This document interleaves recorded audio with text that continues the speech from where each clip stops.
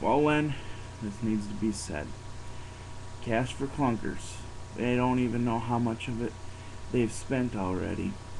They can't tell anybody if it's all been spent or not.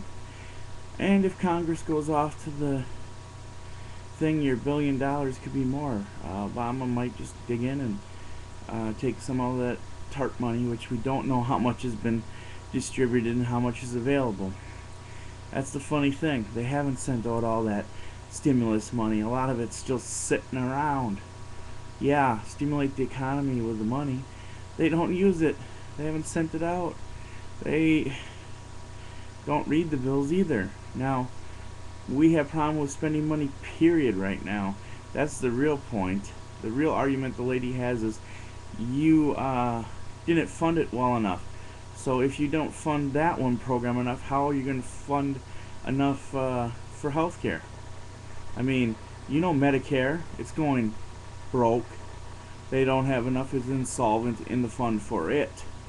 So that's the real worry. Look at our veterans. They're the best of the best. They get government health care.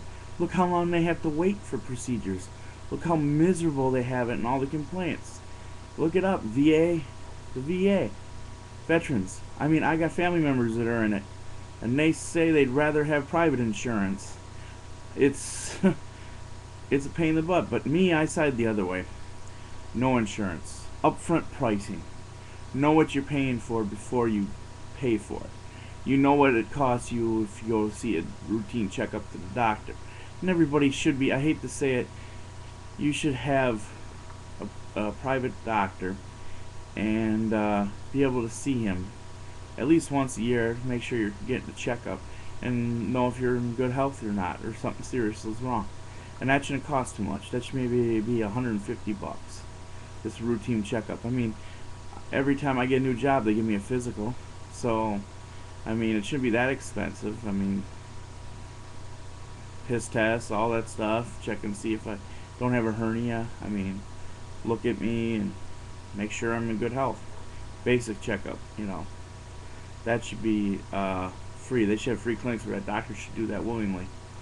And a lot of them do. There's free clinics out there. And they donate their time. Maybe reimbursing doctors with for their student loans by having them spend some time in a free clinic, and so they don't have such a big high student loan debt. So they go and they give out free services to the needy and the people that need the care, and for their time their student loans get paid off. That's a good idea, and it would probably also lower the cost of health care. They wouldn't have to charge so much if they weren't so much in debt to begin with. And that's the whole problem. Everything is so expensive because it is, as you said, about profit. That's what drives it. But because it's driven by profit, we're the country that makes all the medical innovations. Sure, overseas has socialized Medicare and everybody gets to see it. But we make the innovations and they take them and copy them because we make profit off of it. So that's why we're big into looking into it. Now, sure, there's some smart people that can come up with things without needing to make a huge profit. I mean, your basic healthcare and your checkups are good. We have plenty of techniques to x-ray you. So, Len, it's just my thing on the single payer system. Well, it might be a nice thing to pay in, but I think of this way. Why don't you have a basic health savings type plan? Every American gets a tax credit. He opens up a health savings account, puts money in for a rainy day in case he gets some serious thing.